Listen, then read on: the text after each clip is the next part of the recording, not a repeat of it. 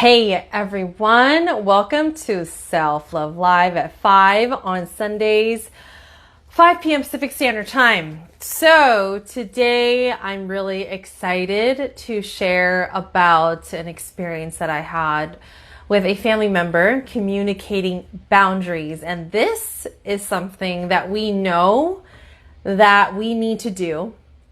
And it is very difficult because we are worried about one, how they're going to react, and two, them doing something because of what you've said.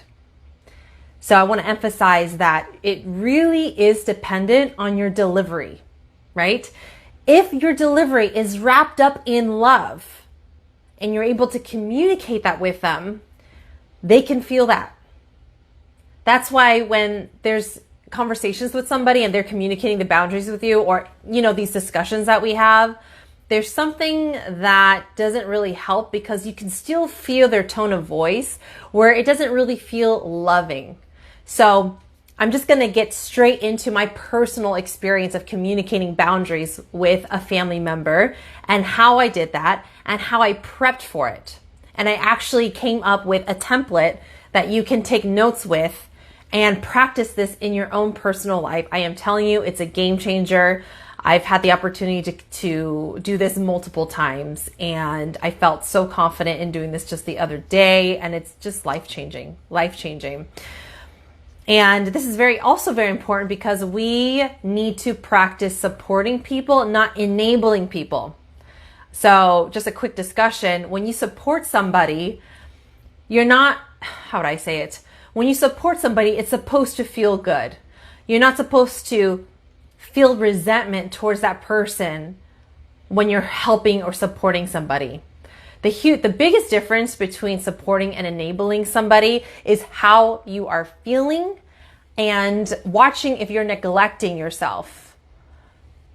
And if you keep on saving them. You feel like it's your responsibility to save someone.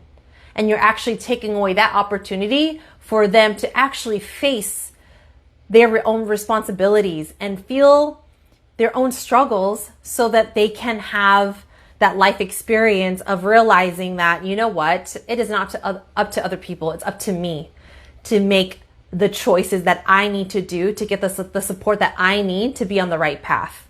So anyways, let's get straight into it. So before I got on the call with this family member to communicate a boundary, I knew that I needed to keep on practicing my self-love, keep showing up to my stretches, getting on my spin bike. I brought back my morning routine. If you guys are on the newsletter, I share more personal updates in there, and an extension to sharing on here too. And yes, creating space and then rehearsing. So what I did was I wrote down what I wanted to say to them. I know them enough to know how they will most likely respond. So I would write it all out.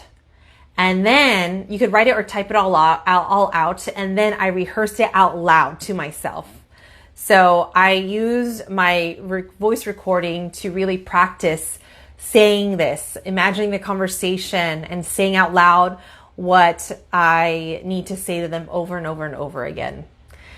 So with that said, let's get into the template, and I'm going to go deeply sharing about how I communicated with this person. So the template that I have here is, first, it's always the intro, leading with, you are the person that's going to lead the intro. And what that looks like is you're setting the tone for the conversation. You're setting the intention for having this conversation and recalling why we're here. And then you are going to do a check-in with them, listen, empathize, and do an honest sharing. So this is part one. So let me repeat this one more time. The intro, you're leading with the intro, and then there's part one of this conversation, which is checking in with them with what's going on, so that you can listen to them, actively listening to them, and then have the opportunity to empathize and understand them, and then have your moment of honest sharing. And then it segues into part 2 of the conversation where you are doing the same thing again, except the last part's a little bit different. So now, after your honest sharing, you're going to check in with them again about what their thoughts are, like how they're feeling, what's coming up for them. You actively listen. You empathize and seek to understand what you got from what they were saying. And then the 4th one is, yes, honest sharing again. And also, though, offering support that you are actually available for, communicating that. And then lastly is you end it with love. So now I'm going to share with you how my conversation went and how it matches with this template. So this family member was with my brother's girlfriend. And she had sent out a text message to me and my parents about moving back into the house. So we set a time to talk about it. And so leading the intro, right? So I basically said, hey, and I set the tone by recalling why we're here. So I said, hey, so-and-so. So yes, we did get your text message, right? I'm recalling why we're here. We got your text message. It was sudden. So we are concerned what is going on. So now I'm entering to the part 1 of this template of checking in. What is going on? So that she has the opportunity to share what is going on that led her to like asking to come home with us again. And so now I'm listening, I'm actively listening, and now I'm empathizing with her. So after I listened to that, I empathize. I said, I hear you. Oh, yes, I hear you. That sounds very stressful. It sounds very overwhelming. That freaking sucks. That freaking sucks. And so now I'm doing my honest sharing, which is I'm checking in on her to recall a boundary that I had already communicated with her. Turns out she does not remember. So continuing on with my honest sharing, I had the opportunity to remind her of what that boundary was. And then I elaborated on my honest sharing by sharing my experiences, our experiences of her when she lived with here, and thus why we need to continue setting this boundary. And so that's part 1. That's all part 1. So part 2 is doing it again, checking in, listening, empathizing, and then another part of honest sharing. So now I'm checking in with her saying, so yeah, I mean, how I checked in was like with what I'm sharing, does it make sense? Are you understanding why we're needing to do this?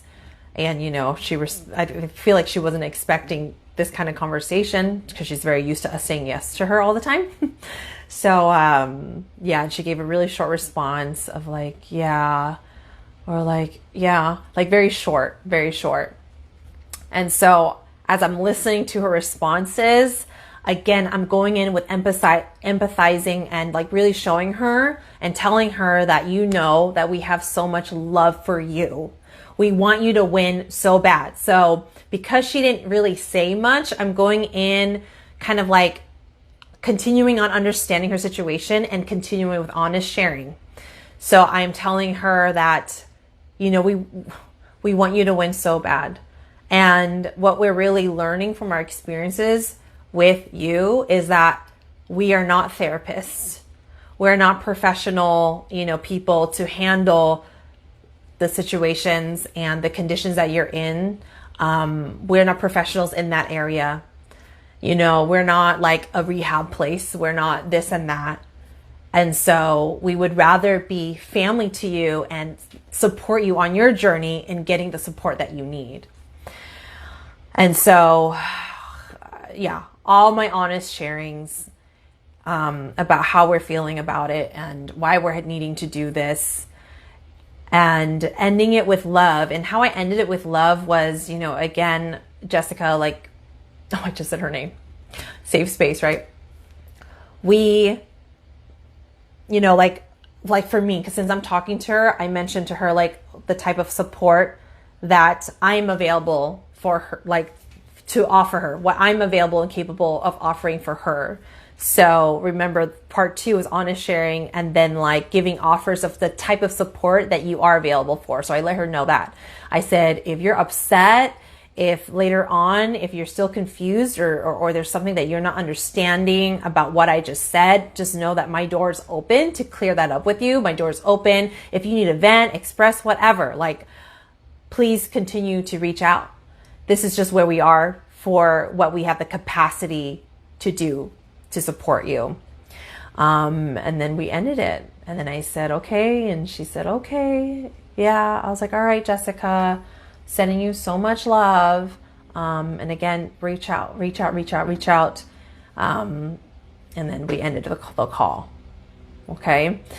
So yes. And, you know, part of me did feel uncomfortable. I mean, of course, a part of me that's like people pleasing really wanted to have her feeling good about the call. And here's the thing. We're not responsible for how they are processing. You know, the best that we can do is offer a safe space to clear any tension, to clear up any misunderstandings or anything like that.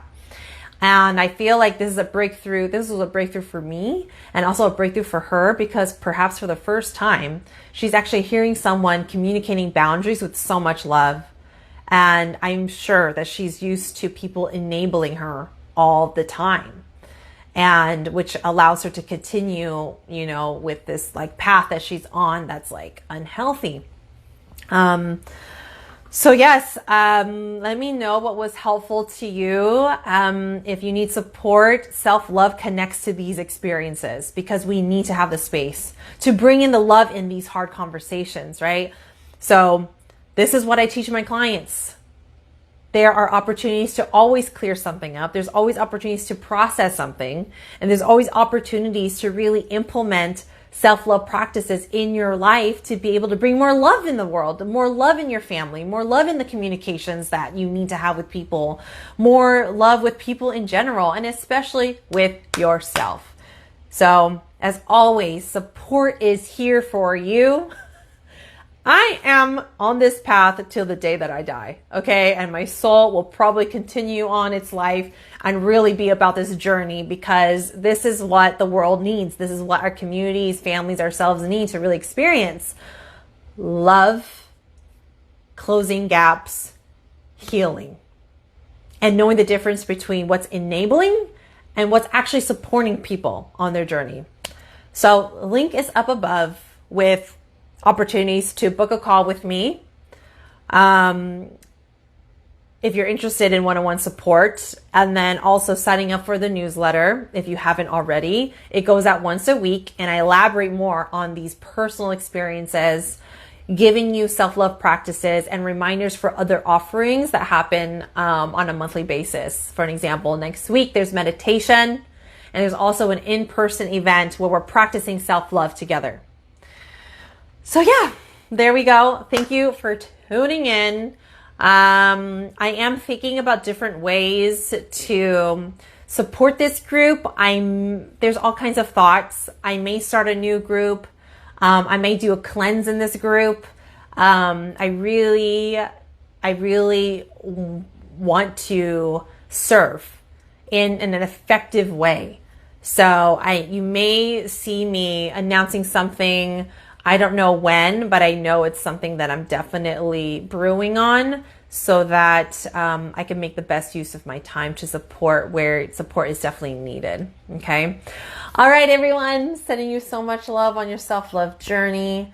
And if you have a request for a topic for me to elaborate and share I always bring my personal experiences in. So if you're feeling there's a certain experience, a certain topic that you would love to hear my personal experiences on, and, you know, my thoughts about it and how it connects with self-love, there is a form to fill out if you would like to slide that request in for next week. Okay, if you want to catch me live, I'm here next Sunday at 5 p.m. Pacific Standard Time. Okay, see you guys later. Bye.